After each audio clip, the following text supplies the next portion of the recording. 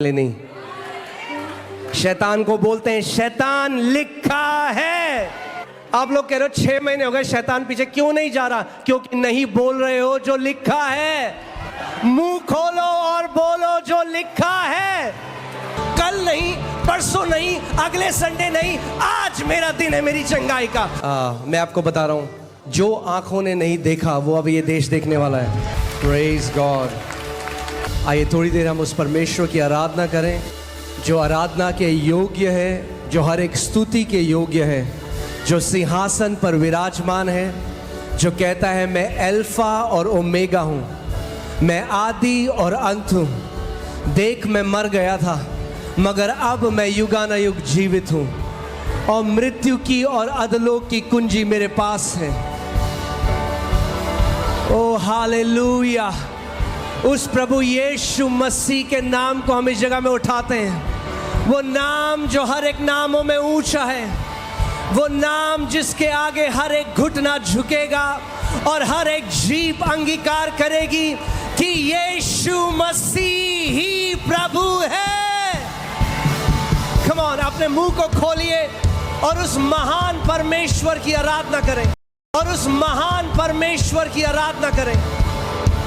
वो महान परमेश्वर जो सिंहासन पर विराजमान है, आज जो आप चाहते हैं वो आपके लिए करे। आप उससे बोले, यीशु मैं किसी इंसान को मिलने नहीं, मैं परमेश्वर तेरे घर में, तेरे भवन में आया हूं। प्रभु मैं अपनी नजरें आज ऊपर तेरी ओर उठाता हूं परमेश्वर, क्योंकि तेरा वचन कहता है जो विश्वास करने वाले हैं उनके लिए सब कुछ संभव है।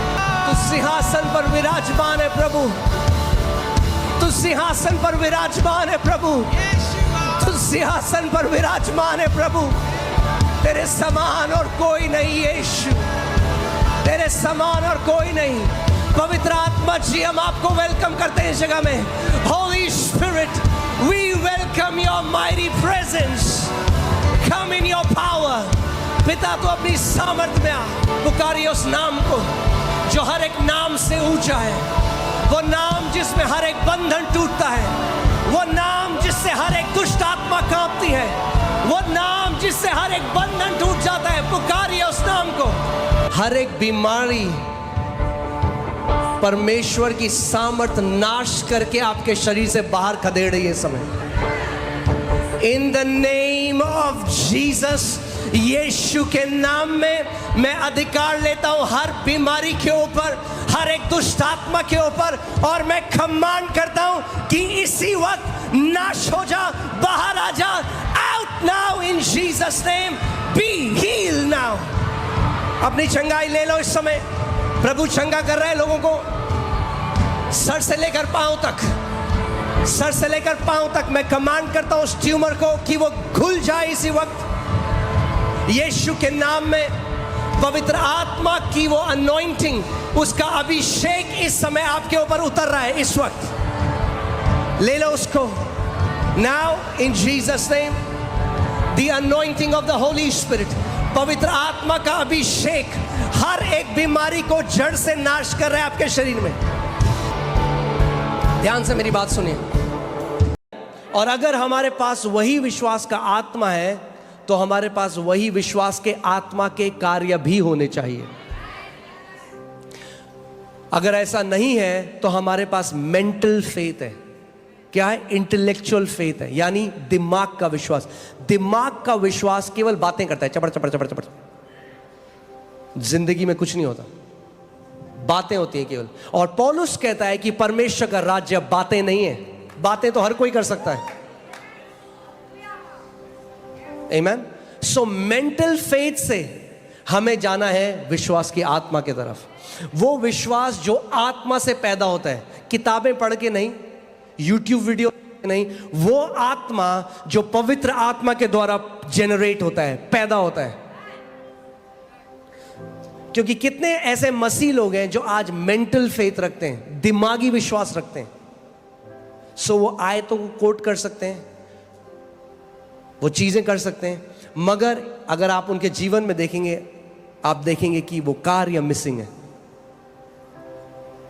यद्यपि परमेश्वर ने अपने विश्वास के आत्मा को सबके लिए दे दिया है, आमेन। सो इसीलिए कि हम में वही विश्वास का आत्मा है जिसके विषय में लिखा है, मैंने विश्वास किया इसीलिए मैं बोला। मेरे पीछे बोलो, मैंने विश्वास किया इसीलिए मैं बोला। कितने ऐसे मसीह लोग हैं जब हम आपको कहते हैं कि अभी बोलो, आप अपने पहाड़ को बोलो, कलीसिया में बोलो, तो वो कलीसिया में चुप रहते हैं, वैसे रहते।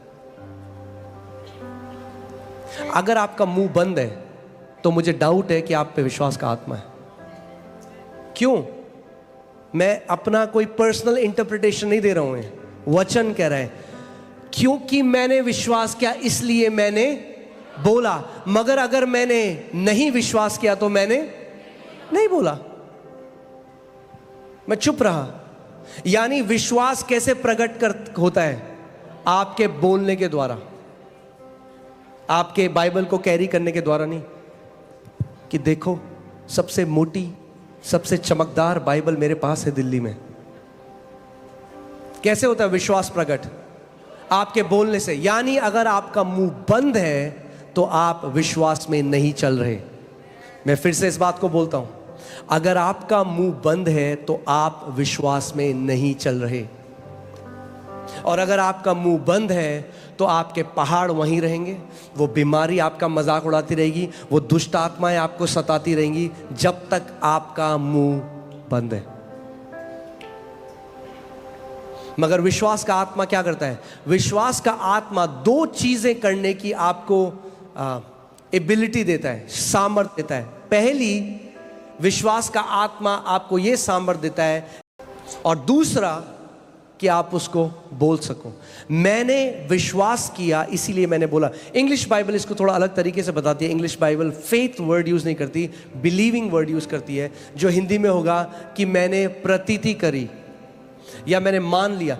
बिलीविंग, जो इंग्लिश बाइबल में बिलीविंग लिखा है, उस शब्द का मतलब है किसी भी चीज को जब आप बिना सबूत के सत्य मान लेते हैं और पूरी रीति से वो आपके लिए सत्य है। आमेन।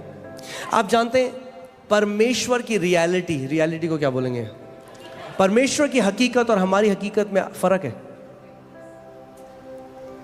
परमेश्वर की हकीकत ये कहती है आज कि उसने हमें चंगा किया है प्रभु यीशु मसीह के कोड़ों के द्वारा। मगर हमारी हकीकत क्या कहती है आज? जो बीमारी को हम देखते हैं, इसीलिए हम अपने आप को क्या कहते हैं? मैं बीमार हूं। परमेश्वर क्या कहता है? तू चंगा है।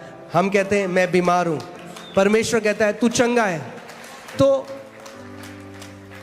दो हकीकतें अलग अलग, और जो हमारी हकीकत है वो एक तथ्य है, क्योंकि वो किस चीज पे निर्धारित है? वो निर्धारित है आप इंद्रियों पे, ज्ञान इंद्रियों पे, क्योंकि आप उस बीमारी के लक्षण को देख सकते हैं, महसूस कर सकते हैं, इसीलिए आप कहते हैं कि मैं बीमार हूं। मगर परमेश्वर की रियलिटी कुछ और है, उसकी हकीकत कुछ और है। मगर जब आप उसकी रियलिटी को अपनी रियलिटी बना दोगे तो उसकी रियलिटी आपकी रियलिटी को निगल जाएगी।